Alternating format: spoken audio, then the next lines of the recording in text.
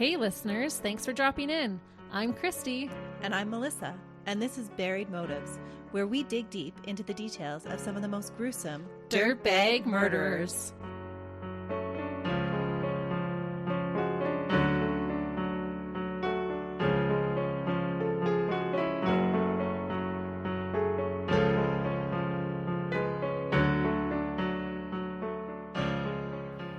Hey listeners, Welcome back to Buried Motives. we're glad you're joining us again.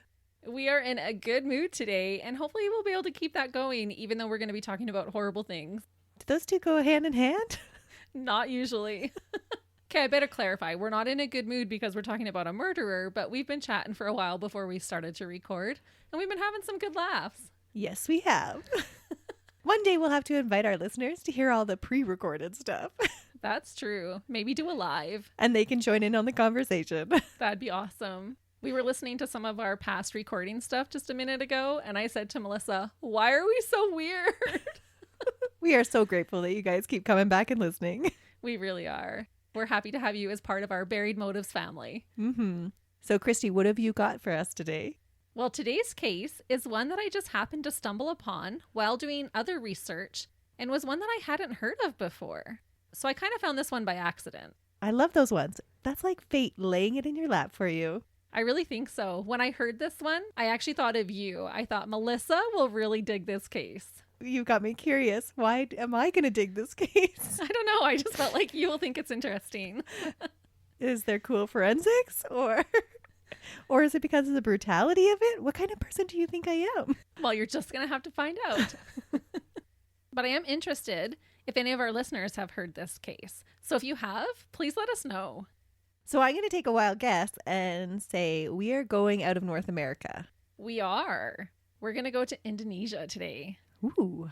And maybe that's why it made me think that you would like this one, because you often like to go to obscure places and do cases from those places. Yes, I'm researching one right now that I'm super excited about. That must be it. Also, this case has a lot to do with black magic and a man seeking power above all else. I love it. I figured you would. I just find it so fascinating how people's belief systems play into their actions and what it allows them to do to other people. And that is totally the case with this dirtbag. Now you've piqued my interest. He had a goal of murdering 70 women, but was caught after killing 42, a fact that he openly admitted he was disappointed about. Which reminded me about Robert Pickton saying he had wished he'd been able to take one more woman's life to make his kills an even 50. I just thought the audacity of these dirtbags. Yeah, that is so wrong. Yeah, I don't know what can be that much worse when a dirtbag gets caught and their response is to say, oh, dang it, I didn't get to murder more. Yeah, I didn't reach my goal. Right. Is he narcissistic? No, I wouldn't say so. Okay. To be honest, no. So like I said, our case does take place in Indonesia, which did make it challenging to find things like court documents and all articles written in English. But I was able to find quite a bit of information about what transpired between 1986 and 1997, the years of rampage by our killer. I must say that as I did research this case, it was hard to believe that I wasn't reading about an old-timey murder from the 1800s. Despite the details sounding like some type of urban legend, he was only arrested 25 years ago. Yeah, that isn't that long ago. I was actually thinking that's outside of the golden age of serial killers. That's Yeah. when forensics was starting to come around and we had better technologies to catch people. That is true. However, I'm not sure the technology that they had in Indonesia at that time. I don't know if they were ahead of us, behind us. I don't know. Oh, good point. I'm going to first set the scene. Our case takes place in Medan, Indonesia. Medan is the largest city in Indonesia's North Sumatra province and one of the 4 main central cities of Indonesia, joined by Jakarta, Surabaya, and Makassar. And I'm going to apologize right now for mispronouncing names. I'll do my best, but I mean no disrespect if I say a name wrong. But it's for sure going to happen. Absolutely it is. Even if I have the right spelling, just the way I say it, there's going to be a Canadian flair to it. So I do apologize. We love our Canadian flair. Yeah. No kidding, eh? Was she talking about Hoser? Get over there, you little Canuck. We actually don't talk like that. I don't know why we get teased about it. In 1950, just a year after our killer was born, the population of Medan was 284,000, but has now grown to over 2.4 million. When the murders took place, it had grown to over 1.5 million. And all this means is that our dirtbag saw substantial growth in the area he lived throughout his lifetime. And the Medan we are talking about is a lot different than how people know it now. But it also sounds like he had an increasing population to work with and even easier to hide amongst. Yes, absolutely. And I just wanted to clarify because we know it as a very large metropolis now, but it wasn't so when he was born. Okay. Our dirtbag is Ahmad Suradji. He was born on January 10th, 1949 in Medan. He was also known as Nasib Kalawa and used the alias Datuk Merinji. He was Javanese, which is the largest ethnic group native to central and eastern part of the Indonesian island Java. Ahmad's father was a well-respected man in their community. He was revered as a sorcerer, which we will talk about in a moment. Although his father was looked up to by the community and his son, he was kind of a dirtbag. He was very neglectful of Ahmad. All Ahmad wanted was his father's approval, but instead he was bullied by him. So because he was looked up to by the community, is this a community that does practice black magic? Absolutely. It was very prevalent in Indonesia at that time. Okay. So it was like their traditions. It absolutely was. Okay. And a highly revered one. And was it tied into with their religion as well? There were 6 major religions in Indonesia at that time, but this wasn't considered one of them. This was a separate practice. Because his dad was so busy practicing all this black magic, he didn't have a time for Ahmad. Right, or the patients. Okay. Ahmad was not provided with a proper education growing up and had a hard time making friends.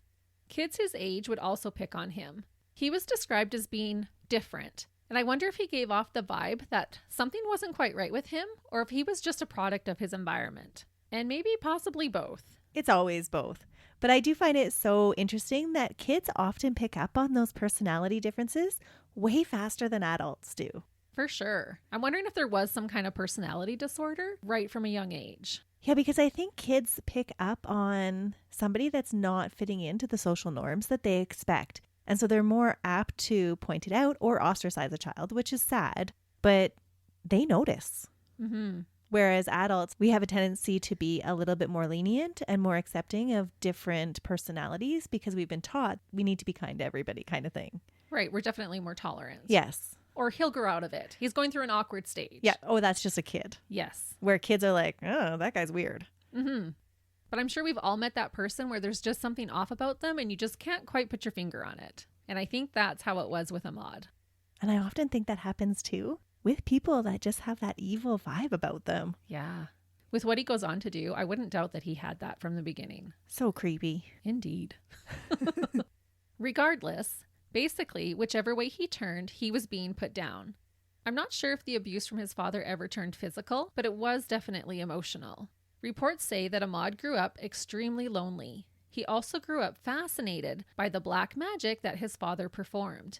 He wanted to be just like his dad. Which is so common for little boys. Mm-hmm. Especially ones when they're pining for their father's approval and affection. Mm-hmm. And if something had his father's love, then that's why he would put his attention there. True. He would maybe feel more accepted by his dad by showing an interest. Mm-hmm. I was not able to find any information about his mother, but I'm assuming that in 1949, when Ahmad was born, she was likely conditioned to follow her husband's lead, or at least not to object to it. Yeah, you could see that for that time. Not surprisingly, as Ahmad got older, he began to get into trouble with the law. He was arrested for petty but also violent crimes and was sent to prison twice. He spent 10 years in prison the first time, and then 2 years after being released, he stole a cow and was sent back to jail for a time. Sorry. He tried to steal a cow? How do you steal a cow? He did steal a cow. He didn't just try, he succeeded. Okay. In the middle of the night, you bring over your tractor and you go cow tipping? I don't think he probably had a tractor. He probably just let it out of that pasture and took it to his. I don't know. Oh, then it probably is a lot easier than I'm envisioning. I think so. I'm envisioning some like teenager trying to hide it underneath of his coat. Nothing to see here, people. I'm envisioning some rope and, trying to like Lead it away. harness this, cow back to his place. Okay. That totally makes way more sense. His first jail sentence was at the age of 19. So this means he spent almost all of his 20s behind bars. They were violent offenses. They were petty and violent crimes. Okay. But multiple crimes. Yes. And I'm not sure exactly which one of his crimes landed him in jail. And that seems harsh to us because for petty crimes, usually people get a slap on the wrist. But then that doesn't necessarily mean, though, that's a good thing. Oftentimes we're talking about them. We're like, oh, why couldn't they just keep them in longer? But in this case, they should have kept him in longer. Longer than 10 years. 10 years wasn't enough. Exactly. And when you go in there at 19 and you're almost 30 when you get out, those are some developmental years that you're in there. And so he's done that while in prison with other prisoners. Mm-hmm. Likely a lot of grown men. Who knows what kind of influence they were on him. Just extra training to be even more of a dirtbag when he got out, probably. Probably. However, when he got out of jail the second time, he decided he needed to get his act together and put his life on a better track. If only this was how the story ended. Ahmad would absolutely put his life on a different track, but this track would turn out to be a deadly and sinister one. Do you know what his influence was to turn his life around? Well, Ahmad wanted to be respected by the people around him like his father was. And so he decided to follow in his father's footsteps and become a sorcerer. Because at that time when he got out of prison, everyone was looking down on him. And he remembered having so much admiration for his father at how the people in the community looked up to him and respected him. Mm-hmm. He was a dukin, which is a type of sorcerer. I'll do my best to explain, as I think it's a little different from how we understand it in North America. But I think it is important to go over as it does give us context to this case. Dukin is the Indonesian term for shaman. I believe it is a class of shaman that uses more supernatural powers. A shaman is a traditional healer, a spirit medium, an expert of sorcery, and a master of black magic. Many believe that Dukins possess all these powers and can help grant people the things they most desire. Others believe they are just scammers who prey on the superstitious and vulnerable. To become a Dukin, the knowledge must be passed down to you orally. Customs for this can differ from region to region. Some people can seek out to become Dukins and be like an apprentice, but for others it's inherited. When someone inherits their knowledge from a parent or grandparent, they are held in higher regard than other Dukins. So this set Ahmad up, then? It really did. I'm not sure if Ahmad did actually learn from his father, but I'm sure it worked in his favor to be the son of a sorcerer. In my research, it seemed like the title of sorcerer, dukin, and shaman were often used interchangeably. There would usually be an initiation ritual where they would meditate alone in some remote area like a mountain, waterfall, or even a cemetery. This is totally giving me narco-Satanist vibes. I actually thought you would connect it to that. That's why I thought you would like this case. Yeah. Not all Dukins would perform the same service. They would be called on for various reasons, which I will list, just to give us a basis of what is about to happen with Ahmad. Dukins would be called for supernatural or paranormal concerns, like possessions, in which they would perform exorcisms. Health issues that needed to be healed using herbs, mantras, or chants, inanimate objects, spiritual communication, prayer, and offerings to heal. They were also needed when a prophetic vision was needed, mostly when a person was wanting to communicate with a deceased loved one to gain insight into the future. Protection blessings, to keep a person, land, or business safe from things like termites and demons, or to help ensure a good harvest. Oh, Leonardo could have used his help. Yeah, no kidding. For the protection blessing. The gift of tongues, to speak to spirits of different archaic languages, and to cast revenge hexes and incantations, which means spells of sorts. Mm-hmm. I've always wanted to see somebody speak in tongues. I don't know if I would want to. I just want to see it. I wouldn't want to be in the same room when it happens, maybe.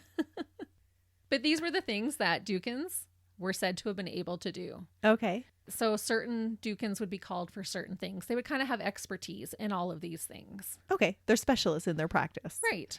And so where did Ahmad fit into all that? Well, I will tell you. But first, one last thing I want to mention that is involved in this case is black or dark magic. It is believed to be supernatural powers or magic used for evil and selfish purposes, or is magic that is associated with the devil or other evil spirits. So we'll just give a little disclaimer here. This is just the information I found out about this time frame in Indonesia. We're not saying that anybody who practices black magic is evil, or if these are your beliefs, we're not trying to speak poorly about them. This is just how it's been portrayed with this case. Right. So it's like Ahmad's version of being a Dukan. Doesn't necessarily apply to everybody else that actually practices as a Dukan. For sure. Okay. Yeah, just a little disclaimer there. We mean no offense ever. Only offense to our dirtbags. To recap, before we get into the nitty-gritty, Ahmad was a neglected, bullied, uneducated child. He went to prison for petty and violent crimes, as well as theft twice, then decided to become a shaman, Dukan, sorcerer who dabbled in black magic. This sounds like a recipe for a disaster. Mm-hmm. And we know from his past he has violent tendencies. So this will answer your question about what area that Ahmad excelled in.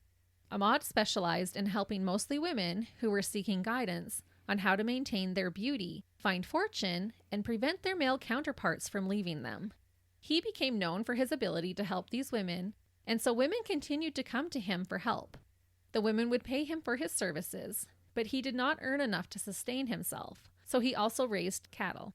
To be a cattle farmer, he had to live on a large piece of land that kept him safe from onlookers. Okay, so this totally sounds like he's setting up his own perfect little murdering farm where he has women, his main customers, come to him, and then he has all this land to hide everything on. It definitely works out for his favor. To make it even worse, his land bordered a large sugarcane plantation. Sugarcane can grow between 2 and 6 meters tall, which is like 6 to 20 feet. Pictures remind me of what some cornfields look like here in Canada. They can be looked at as creepy, secluded places to get lost in. In fact, in Canada, we have mazes that you can pay to go through made from cornfields. Lots of horror movies feature cornfields, and the sugarcane field gives me similar vibes. Oh, I can just envision women trying to run away into those cane fields. Surprisingly, they don't. None of them get that far.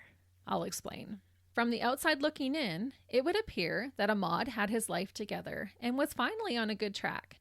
Ahmad became very respected by his neighbors, just like his father had been.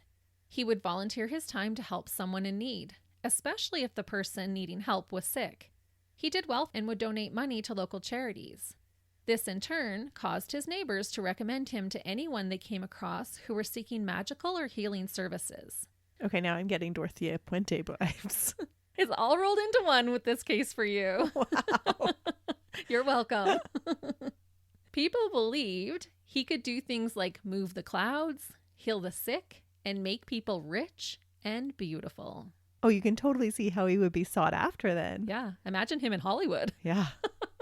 Ahmad did okay in the romantic department. He was married 3 times, but never divorced. What? He was a polygamist. With all of his wives together? Yep.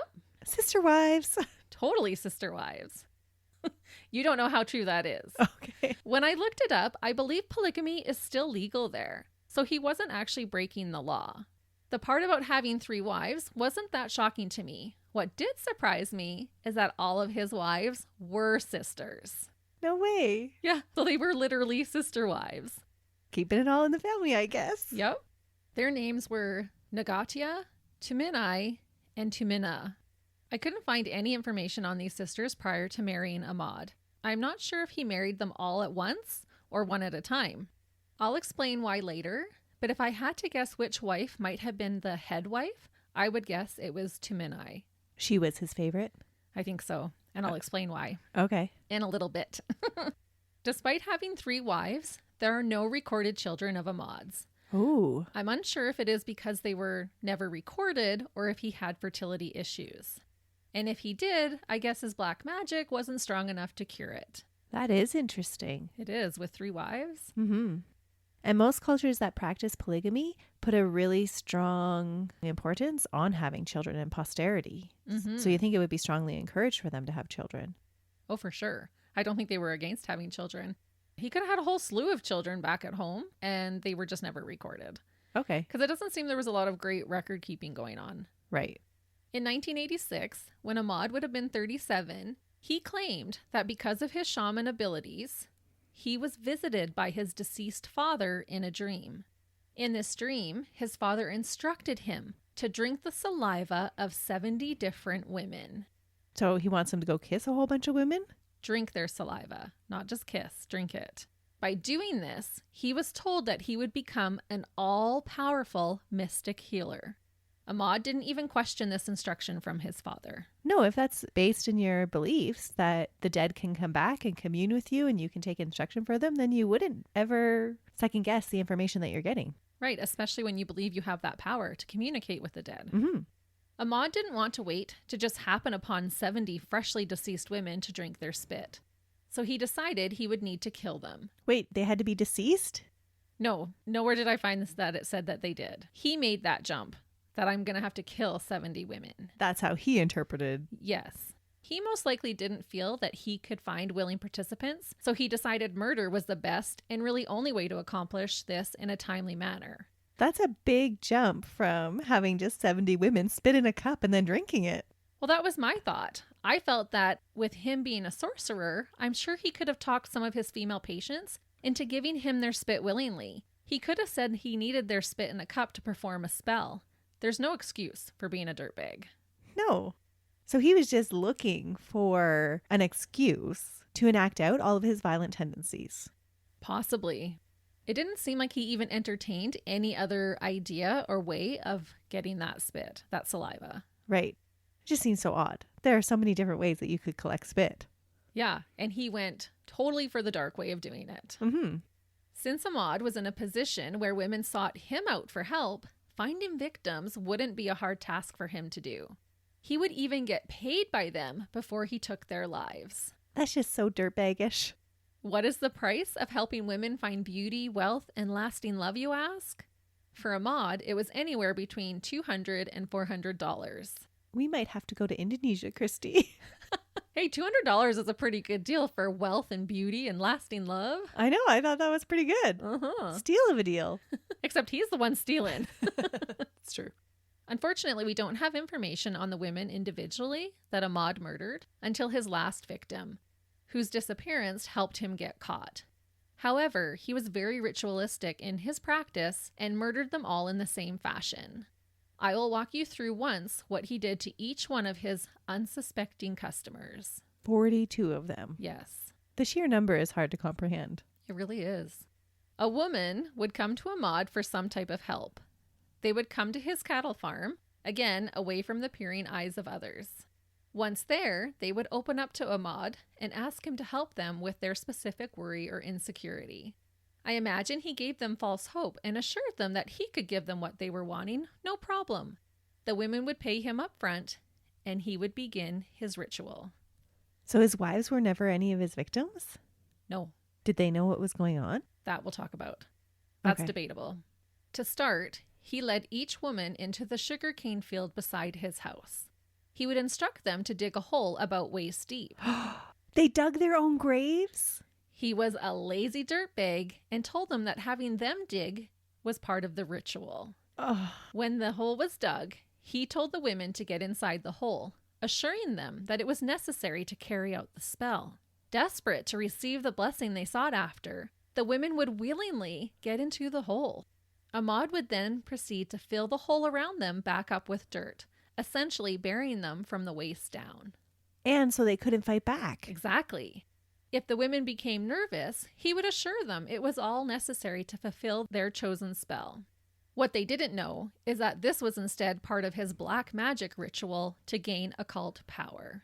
Ahmad was not a large man, and so I assume he did this to immobilize his prey. Once the women were stuck in the ground, he could walk around to the back of them, take out an electrical cord, and strangle these poor women to death. So he strangled all of his victims. Yes, all in the same manner. Made them dig their hole, made them get in, buried them back up from the waist down, walked behind them, and strangled them with a cord. Was there any witnesses that came forward after the fact that said, yeah, I got out of the hole and ran away? Nobody did. Nobody What? got out of the hole. Maybe it's just because of what we do, but I'm thinking I'm not getting into any hole. Sorry. They are just believing him. They're going to him for help. He's highly recommended. He's respected and highly revered in the community. And so they believe him that this is just part of the ritual. How would your spidey senses not be going off, though? Yeah, and we will talk about that with his final victim because we hear more about what she went through. The belief must have been so strong to keep them in that hole while he filled dirt around them. Yeah, but he assured them the whole time, don't worry, it's fine. This is just part of the ritual. You want to be beautiful. You want to keep your husband. You want wealth. This is how you're going to get it. That belief must have been so strong. Absolutely. Which makes him so terrible because he's using that against them. Yeah, he's such a manipulator. For sure. Once he knew they were for sure dead and would not regain consciousness, Ahmad would in fact drink their saliva. He would never admit how he did it, just that he did. Police don't know if he somehow scooped some of it into a cup to drink or if he just slurped it right from their mouths. My guess is the latter. Ugh, gross. After drinking the magical spit, Ahmad would dig the women's bodies back out of her hole to remove her clothing. He said he did it so her body would decompose faster. Next, he buried their bodies, not in the field, but closer to his house. The field was just so no one could happen to spot his devilish work. To channel even more of the spirit's mystical powers, he would bury the women laying down with their heads facing towards his house. He 100% believed that if these dead, decaying women were looking in his direction, his powers would grow even more. What? So all these women are buried on his property with their faces towards his house. That is so bizarre because usually with a killer that has any kind of remorse, they turn their faces away from like the exit or away from where the killer's going. Like the killer doesn't want them looking anywhere in his direction. He has no remorse. These are just a means to his end of gaining more power. To do what with? Does it ever say what he wanted to do with all this power that he was trying to gain? Because it seems like he's got this good life already going for him. He's got 3 wives. He's got all this land. He's got some cows. He's got a reputation now. Like, what more was he after? I think his whole life he just wanted praise and approval because that's what he didn't get as a child. I think he was trying to fill that void over and over again. Huh. And why just be a sorcerer when you can be an all-powerful sorcerer? It kind of gave me Jafar vibes from Aladdin. Oh, I can see that. Yeah. Mm-hmm. It was just his greed. Power hungry. Yep. It was common for people to consult mystic doctors in Indonesia. This meant that a lot of Ahmad's victims came right to his house willingly. However, if business was slow, Ahmad grew impatient. He would then venture out to the city to pick up a sex worker. This poor woman would then become his next victim. He chose sex workers because he thought they wouldn't be missed, and it would be harder to determine if they were even missing. So that just seems counterintuitive to me because he's killing his customers that people know are coming to his house, that they could have families that are looking for them, and they know their last known place is going to be with him. And then he's choosing sex workers because they're ambiguous. Like that just seems more like he's choosing them because he's lazy. Well, not necessarily, and I'm going to explain why. Okay. Ahmad said he picked up sex workers because he, quote, could not wait around for more women to come. He was greedy and impatient. Ahmad would continue this ritual for a total of 11 years. To answer your question, one of the reasons he was able to continue killing women for their saliva for so many years was because many of the women were too embarrassed to tell anyone that they were coming to see him. They didn't want anyone to know that they were seeking things like beauty, wealth, or lasting love. And many women reportedly visited to receive help in preventing their husbands or boyfriends from cheating on them. Okay. But they had husbands who should have been looking for them. Oh, definitely they were being looked for, but not a lot of them knew that they were going to go see him. So Ahmad wasn't part of the connection. No, because a woman isn't going to go tell her husband, I'm going to see a sorcerer to put a spell on me so that you won't ever cheat on me. Right. Or you won't leave me. Okay. I think it's because of the nature of how he helps these women. That it's secretive. Right. They might be embarrassed to say, oh, I want more beauty. Right. But we also know that his reputation grows by word of mouth. Yeah. How does word of mouth not spread that some of his customers just mysteriously go missing? Yeah, no one does for 11 years. They don't put the connection together. That's unreal. He's not suspected once. The only victim that I could find a little more information on was his last. 21-year-old Shri Kamala Dewey hired a rickshaw puller to take her to Ahmad's property on April 24th, 1997. So how does the rickshaw driver not report that, hey, I took this woman here? He will definitely play a part in Ahmad's discovery. Okay, finally somebody's paying attention. Mm-hmm. The rickshaw puller was a 15-year-old boy named Andreas Suito. Like many of the prior victims, Sri Kamala was embarrassed about seeking the help of a mystic healer and asked Andreas to keep her secret. She also never asked him to come and pick her back up. When Sri Kamala never returned home later that night, her father went to the police and reported her missing. Many women had been reported missing over the years, but because Ahmad was so respected, no one ever suspected him of foul play. And why did she not have a return? I'm not sure. Maybe she didn't know how long it was going to take. Okay. I don't know.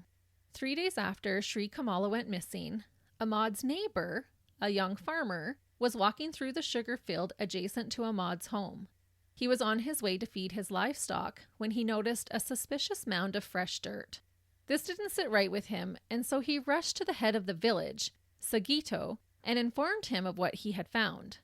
Sagito gathered a few other men, there were 6 of them in total, and took them to check out this young farmer's claims. Sagito later testified that he and the other men tried to inspect the mound of dirt. They decided to stick a piece of wood into it. When they did, they could smell the horrible stench of decay. Upset by their discovery, they quickly informed the military. The military told them to dig up some of the dirt to see what was buried there. They told Sagito that if they discovered a body, they should leave it there and contact them immediately. And at first this seemed really outlandish to me, but then I thought maybe they thought someone had buried an animal or just something weird. So I'm trying to give them the benefit of the doubt. Okay. But sorry, you said this was in the sugar cane. He was walking through the sugar cane and saw the pile of dirt. Near... I think it was close to the border of the property. So he buried them on his property. Usually on his property. So his property connects with the sugarcane field. So this one would have been really close to his property in the sugarcane. Because in some of the videos that I watched, you could see the sugarcane in the videos. So it was really close. If that was confusing before when I said looking towards his house, they weren't right up by his house, but more so on his property. So kind of at his property line. Yeah. Okay. To their horror, when the men went back and started to dig, they discovered the rotting body of Sri Kamala. She was naked and her body had begun to bloat from decomposition. She was hardly recognizable. Her mother could only identify her by looking at her legs. Her mother, Arsana, said, quote, "It was like my worst nightmare had come to life. I refused to believe it was her, but there she was, dead in front of me." That would have been so sad. I cannot even imagine. No. To make this extra sickening, one report I found said that Ahmad was amongst the 6 men who dug her up. He lived right next to the sugarcane plantation, so I think that it's very likely that he helped. Yeah, because he would have had to keep up appearances of like, oh yeah, what is this on my property? Well, and they're trying to gather men to come and help. He's right there, his property. So it would make sense that he was. But I did only see that in one report. Okay. Remember the 15-year-old rickshaw driver, Andreas? He played a pivotal role in figuring out who the newly discovered body belonged to. When he heard that the body of a young woman had been discovered next to Ahmad's house, he went to the police and told them that he had dropped off Sri Kamala there just days prior. This is how police even knew to call in her parents to identify her remains. If Andreas never went to the authorities, Sri Kamala's family may have never received answers as to what happened to their precious daughter. Isn't that just so bizarre? Just the fate of that all, of him having to hear the news, make the connection, and then decide to go and share his information with the police. What would have happened if he hadn't have watched the news that day or heard about it? Absolutely. It was definitely fated, I believe. Huh. And at 15, even just to have that gumption to, I'm going to go to the police and tell them what I know. Yeah. Like what 15-year-old of ours is watching the news even? True. Enough to be like, oh. Mind you, this was big information. I think a lot of the villagers were talking about it. Andreas later told police that Sri Kamala had been very secretive about where she was going and why. In fact, she wouldn't even tell him where exactly they were going until they were halfway there. He said, quote, "I asked her again. She said she wanted to go to Datuk's house. I was curious because it was rather late at night, so I asked why she was going there, and she had told me not to be too nosy." Oh. And maybe this is why it stood out to him too, because it was late at night. She hadn't told him right away, just, go in that direction until they were halfway there. And then she's like, "I want you to take me to this property." Right. That makes sense. When police found out that Andreas had dropped off Sri Kamala at the revered shaman's house, a full investigation and later an inspection took place at Ahmad's home and property. The military and police worked together to unearth dozens of bodies. Identifying the women would not be an easy task. Sri Kamala had been identified already, and 4 other bodies that were fresher than the others were identified right away. Their families had been looking for them. Other bodies ended up being cremated without ever being claimed. Oh, that is sad. And so there's still families out there wondering where their loved one is. Mm-hmm. Which is just always so unfortunate when that happens in a case. Mm-hmm. The bodies were at different stages of decomposition. Most had been reduced to just a pile of bones, because he'd been doing this for 11 years. Mm-hmm. The ages of the women ranged from 11 to 30. What? It was not suspected that any of these women had been sexually assaulted. Most bodies were too decomposed to tell, but I didn't find any reports that Sri Kamala had been violated in that way. He later claimed that his killings were not sexually motivated. What was he doing with an 11-year-old? I know. It didn't seem to fit, but he was so impatient in wanting to get to 70, I think he just took whoever he could. When police first questioned Ahmad, he adamantly denied having anything to do with any of the dead women and children found on his property. On May 2nd, he was arrested after police found Sri Kamala's handbag, dress, and bracelet inside his home. Ahmad knew his goose was cooked. He had no way out of the situation, and he confessed to 42 murders. He later said, quote, "We are all human beings. We have our own strengths and weaknesses. If I remember correctly, I have murdered 42 women. I did not suspect I was going to get caught. I did not try to run away when I saw the police, because I had resigned to my fate." After successfully murdering 42 times, I'm sure his confidence was through the roof. I bet he truly thought he would reach his desired goal of 70. And I should just mention to clarify that the excavation of his property started after his confession. They first discovered Sri Kamala, and then once they found her personal items in his house, he confessed. Okay, but they still found one body. They did. And it took them time to identify that body before they arrested him. And so he had time to get rid of those things. He did.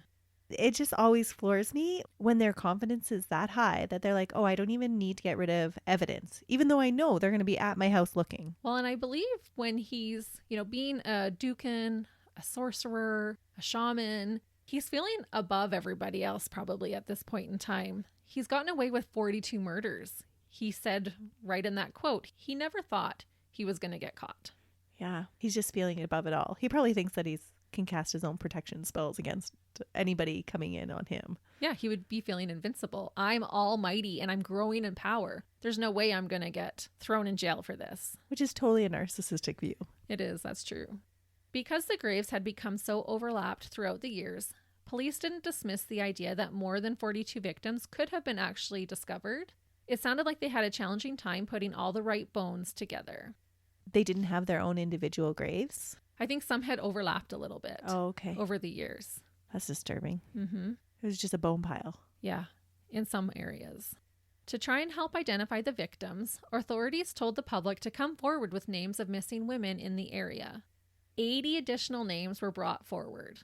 It is unsure how many more he might have murdered. However, I don't think he reached his 70. I believe it could have been the 42 he admitted to. He had such a specific goal, I'm sure he was aware of the exact number he was at all times. Oh yeah, that totally makes sense. If you're aiming for 70, you're counting them down one by one. I believe so. But my question is, do you think he would have stopped at 70 when he reached his goal? Well, he would have had to come up with a new reason to keep killing them. Yeah, I'm not sure if he would have continued. I think by the time you've killed 70 women... You think he'd have a lust for it by then? Maybe. But it's so goal specific that I think he would have reached his 70, and then maybe he'd come up with another reason why he had to seek more power and kill more people. That's true. That's probably more likely. Yeah, I think he would have needed another explanation of why he was killing. To be able to justify it. Yeah. Upon searching, police found a plethora of women's items that did not belong to any of his 3 wives when they searched the house. These items would have been his trophies. If having their faces looking at him in their graves would increase his magical powers, imagine what having their personal belongings all around him would do. And how do these wives not notice, hey, there's 42 other women's things in our house? I don't know if he was giving them to them as gifts or what. They might have just been like, oh, what a generous husband. They had to have known that something was up. Look at this jewelry, these watches, these dresses. And ignore all the newly dug holes in our backyard. Right. Speaking of his 3 wives, all of them were arrested for assisting in the murders and for helping to hide the bodies. Upon investigation, 2 of the wives were released. Tuminai, the one I said must have been the head wife, was officially charged and tried as his accomplice. I'll go over what happened with her trial after we discuss Ahmad's. His trial began on December 11th, 1997. The charges against him compiled a 363-page document. Oh, That's how many charges he had against him to fill that amount of paper. that is crazy. During his trial, Ahmad made sure not to put any blame on his dead father. It was like he wanted to defend his honor. He later said, quote, "My father did not specifically advise me to kill people. So I was thinking it would take ages if I had to wait to get 70 women. Because I was trying to get to it as fast as possible, I used my own initiative to kill. That was why, from 1986 until now, I have killed 42 women." When explaining why or how he became a sorcerer, he said about his father, quote, "I aspire to follow in the footsteps of my father. I did not learn sorcery from anyone else but my father." And I think even as a grown man, he was desperate for his father's approval right to the very end. Yeah, it seems that way.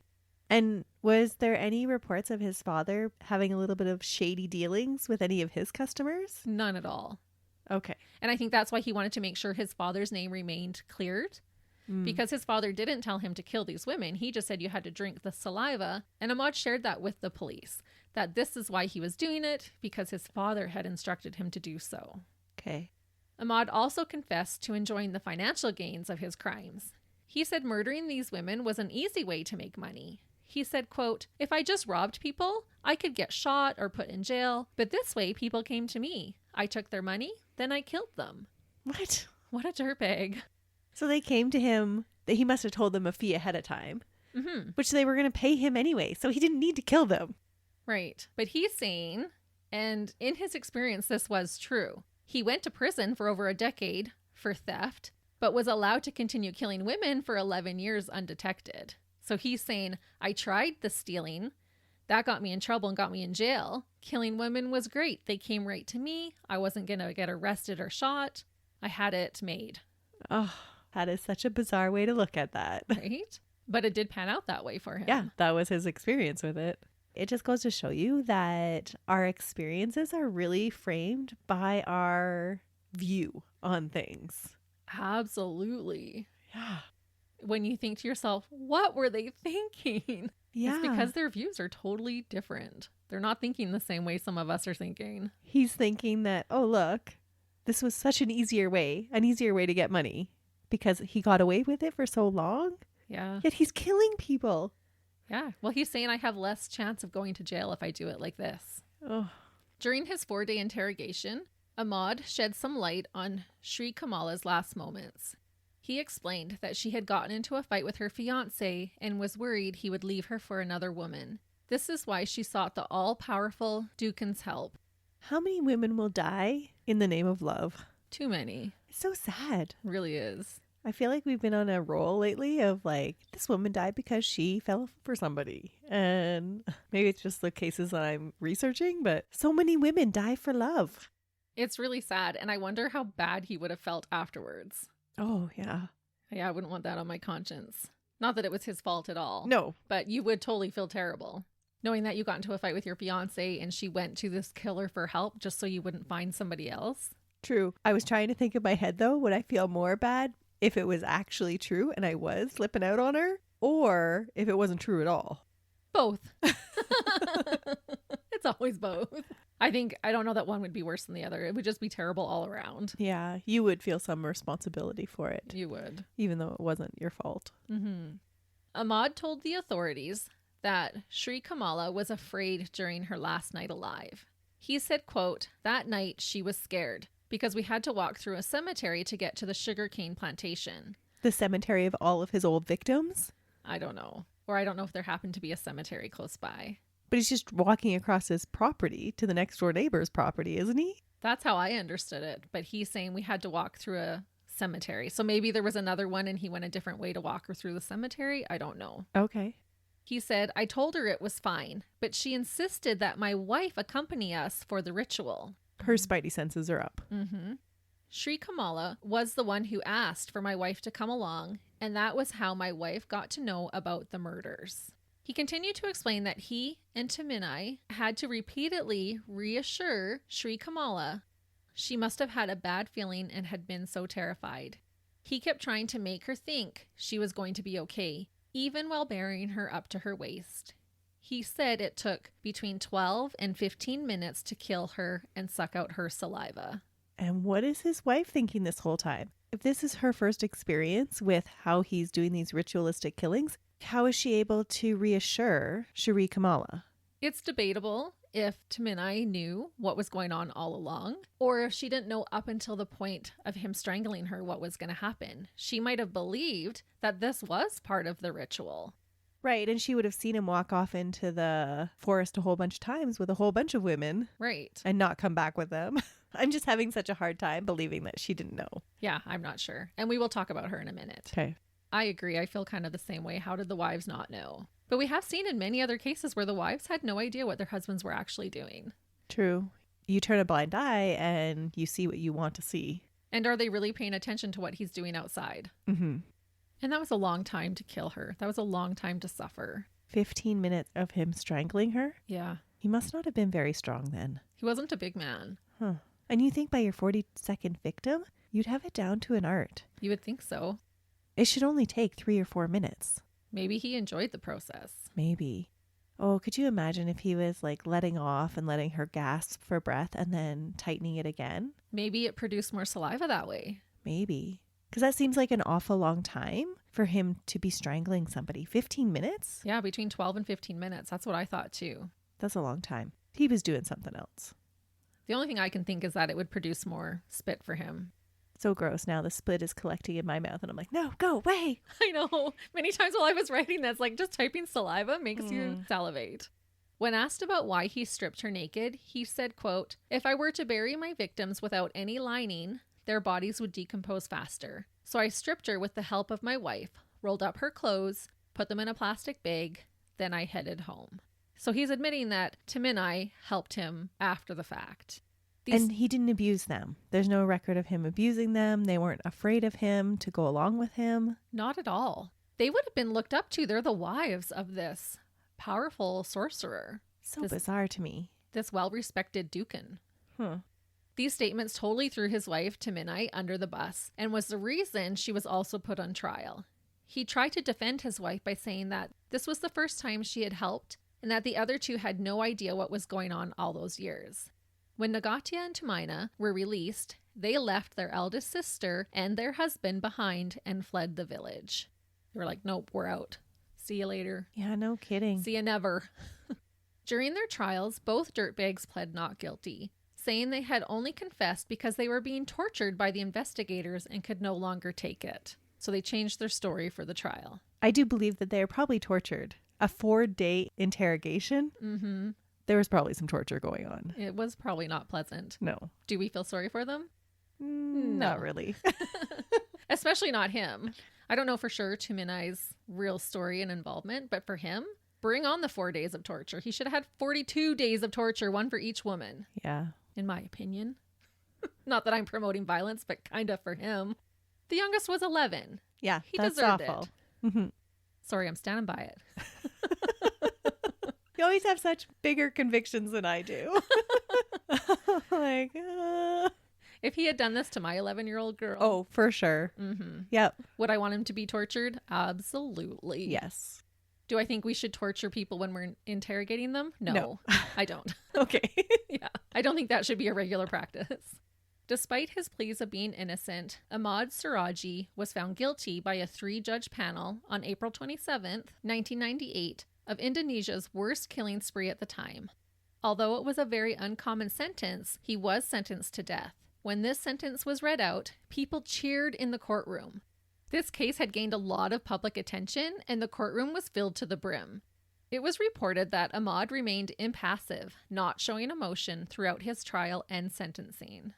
Ahmad tried to fight his verdict and sentencing. His lawyers argued that he didn't get a fair trial due to all the media coverage of the crimes. His wife, 38-year-old Taminai, was also found guilty of her part in the crime.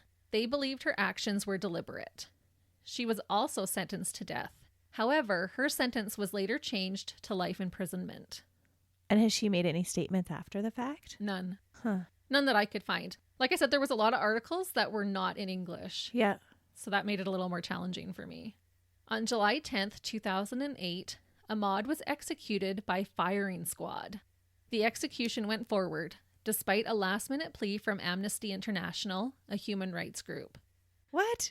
Uh-huh. I just think that's wrong. What about the human rights of 42 women? I know. That was my first reaction too, but then I thought they're a human rights group. They're anti-capital punishment. Okay. Because that was my thing too. I'm like, Amnesty International, get away from that. Let it be. Yeah. I can see that. Everybody has their rights to live. He was a human. Even dirtbags. Yep. I have to ask, if he really had magical powers, why wasn't he able to save himself? Regardless, thankfully, his plea for clemency was denied. Is it totally wrong that I'm wondering, I wonder if they made him dig a little grave and filled him in so that he couldn't run away while they fired at him? They didn't. But that's a brutal way to die. Firing squad? We don't hear that very often. Back in the olden days, but like I said, this is a more current case. Before his death, Ahmad had only one wish, to be able to see his wife. And they granted him this wish. He got to talk to her one last time. And this is another reason I believe she was his favorite. The other two had left him by this time. They had. Ahmad had served 10 years in prison before being executed. Reportedly, he gave up his shamanism and converted to Islam. He became a devout follower of his new religion. He was somewhat of a celebrity to his fellow inmates, making him quite popular. So popular that he began giving religious advice to his prisoner friends. Oh, no. He said, quote, "The black magic came from God. I don't have it anymore. I have repented. I hope I have a chance to live." And I thought, why? Why do people idolize serial killers? He had even murdered children. But he was like this great almighty killer in the prison. Well, he's a killer amongst other criminals. I guess so. Right? So it's whatever you worship. I guess. But in North America, people who murder children do not fare well in prison. Yeah, that's true. They're not put on a pedestal. Yeah. And what was that comment that he made about God? He said black magic came from God. He says, I don't have it anymore. I've repented, meaning I'm assuming he means repented of the murders. Okay. I hope I have a chance to live. So this type of statement to me is dismissing any responsibility. Yeah. He's saying it came from God and I've repented, so it's all good. Like I should be forgiven. I should be allowed to live. It's just a bizarre statement to me. It's a dirtbag statement. It's him trying to justify what he did. Yeah. In my opinion. Some journalists claim that because Ahmad was a traditional sorcerer, his crimes are looked on with a bit of tolerance by the people of Indonesia. However, the people in his community were so outraged and felt so deceived by him that they totally destroyed his home. And they really did. I saw pictures of the house inside and there was only walls left. It's surprising how often that happens, that the poor house has to take the blame for the dirtbag that lived there. Yeah, but I wouldn't want to move into a house. Don't you remember us watching Sinister? You don't want to move into a house where stuff like that has happened. It's true. If any of you missed it, that was our Halloween movie that we watched. Yeah, we learned not ever to move into a haunted house. And I learned that Melissa's fight or flight is definitely flight. She may have hurled herself across the room when her daughter came in the house. We weren't supposed to tell anybody that. You share all my embarrassing secrets. I am the bigger scaredy cat of the two of us. Yeah, I will agree. That's why it takes some convincing to make me watch scary movies. I just had such a fun time watching you during the scary movie. It was great. I think we need to watch part 2 next. Yes, maybe. But now back to his neighbors. One of his neighbors expressed feeling betrayed by a man who was once so respected in their community. At the time of Ahmad's death, the family members of his victims were still so outraged. In fact, the plans that were made to bury Ahmad's body in the public cemetery had to be canceled. There were over 100 people waiting at the cemetery ready to disrupt his funeral. So this is 10 years later. They're still riled. I don't think I've ever thought about that, but they actually get a funeral, hey? Yeah, of some sort, I guess. I think it was more meaning like the burial. Okay. Because I think in a lot of them, they will just go to the burial. They might have a spiritual leader, Yeah, say some words. say something and then bury them. They're not having a memorial service for him or anything like that. Not like we know it. Okay. As far as I'm aware, anyways. I don't know who would have even been able to attend his funeral. But the townspeople were like, nope, we're not letting him have a peaceful burial. So it had to be canceled. A different local healer said about this case, quote, "The case of Ahmad Suradji is an aberration. If you don't have the right background, the right education, or the right teacher, then things could go badly wrong." Another said, quote, "He pretended to be a shaman who could heal any kind of disease. If someone asked to be healed, both their possessions and their lives were taken." Today, as far as I could tell, people still visit sorcerers in Indonesia, some even in the shopping centers of major cities. Many people who use these services admit that there is always a risk when messing around with the supernatural. Hence why I never allow a Ouija board in my home. We just don't go there. You just don't want to set yourself up. Yeah, you don't want to invite anything into your home that you don't want to have there. Despite traditional sorcery still being practiced, the people who lived in the same village as this grotesque serial killer say they have been deterred from seeing other mystics. I'll end by one last quote from the disgusting killer of the day. In his final interview before being executed, reporters commented about how less concerned he was with being put to death than he was about not completing his goal. Ahmad said, quote, "The target was 70. Yeah, that just totally speaks to narcissism to me. It does. And zero remorse. Mm-hmm. And that is the case of the totally nasty dirtbag who was willing to do anything to make himself as mighty and powerful as he possibly could, the vile and putrid Ahmad Suradji. That was a disturbing case that you brought us, Christy. I always find it so fascinating when we go to other countries and explore how their criminal system works and how their court systems penalize their criminals. For sure. It's always good to broaden our horizon about what's happening or what has happened in other parts of the world. Mm-hmm. But that's it for me this week. And Melissa will have another case for us in just 7 days. But until then, we hope you have a wonderful week. See ya. Bye.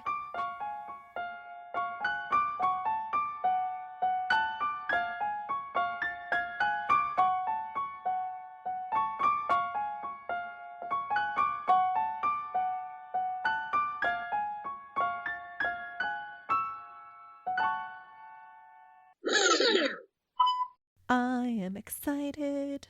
Me too. Are you excited because it's not your turn? Yes. It's always so much easier. I just get to sit back and listen to the story. I know. That's how I feel when you record. I don't know. Okay. So Christy, what do you do? There's something that sounds loud. There's just dying off now. Oh, that's the heat. Oh, okay. Yeah, because it's getting cold in Canada. Up in this neck of the woods. You can Spider-Man your butt up there.